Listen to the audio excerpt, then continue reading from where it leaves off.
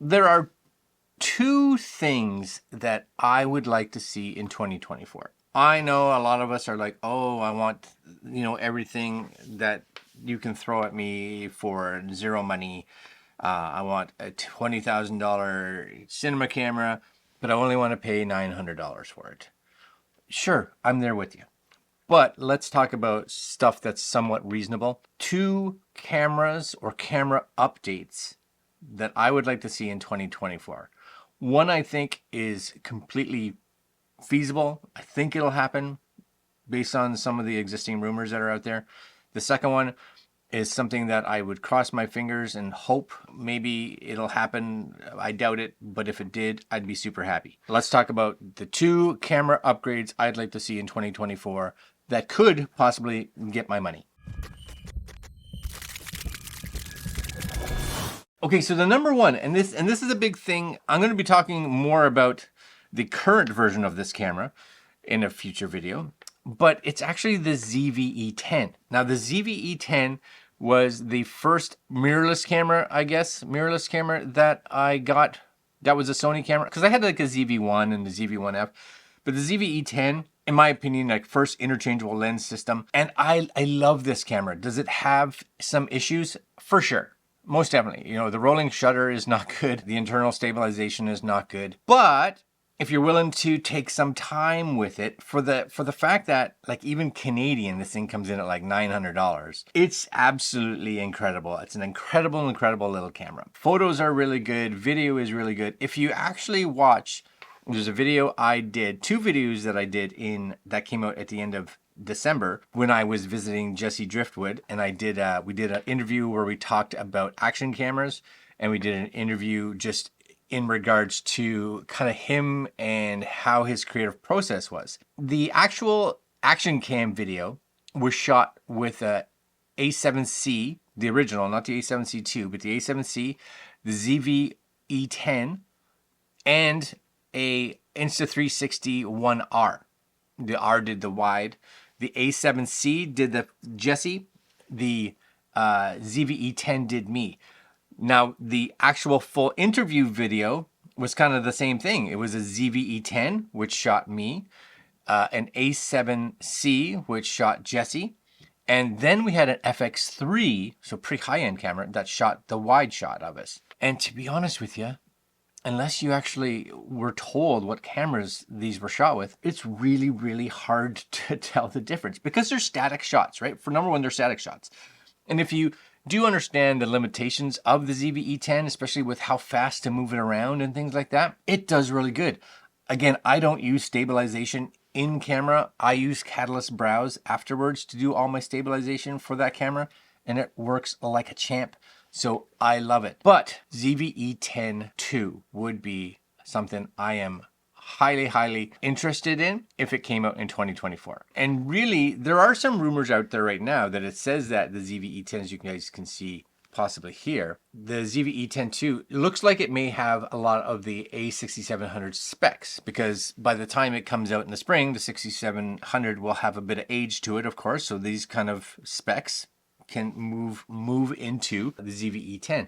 And if we can get a camera like that for same thing under the $1,000 price point, a few things I would like to see. Some things I don't think will be there. Like, I don't think IBIS will be included in it. I think that's something that they're going to hold off for their higher end cameras.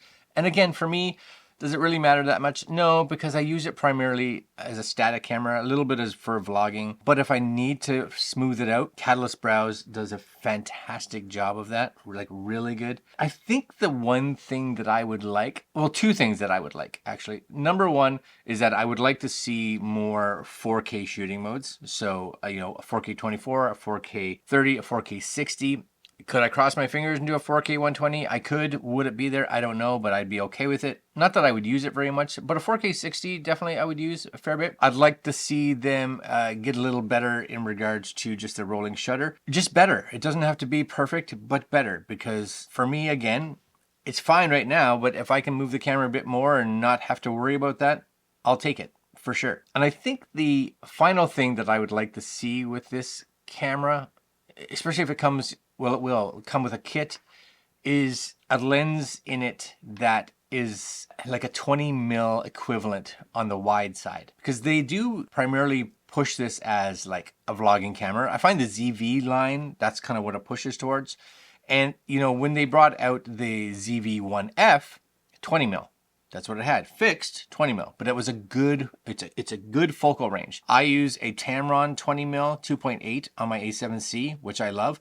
I'd be okay with going a bit wider, but 20 was fine. And I use it, this is a 20 mil Sigma lens on my Canon camera right here. So I'm pretty happy with 20 mils.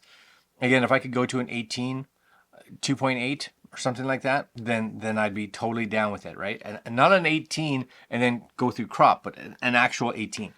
So I can get that width. Then I'd be super happy. That's probably the number one hope that I have for 2024. And I'd love to see that come out early, because, you know, maybe like they say spring, because the ZV-E10 has been out for a while. It's been out 2 years, maybe, I think 2 years, maybe even a little longer, maybe even closer, getting closer to 3 years by the time a 2 would come out.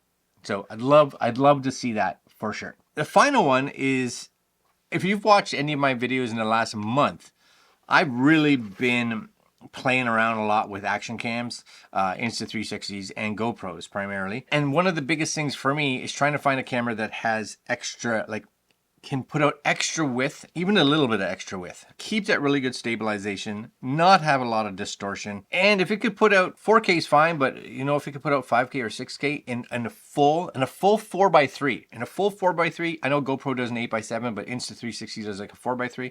If you could do 155 degrees, 160 degrees, like just wider than what you have right now, in a full 4x3 or an 8x7, I'd be down. And here's my hope. The Insta360 One R/RS, their whole modular system, their whole modular camera, really hasn't been touched much in a while. We had the One R that came out, I don't know, 3 years ago. We had the One RS that came out probably 2 years ago. Then we had the One RS 1-inch, which way too much money for the majority of us.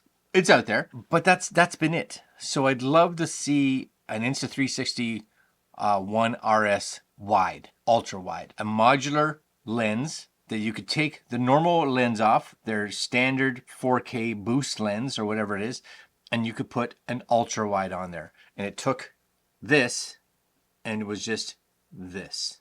That's the only purpose of it.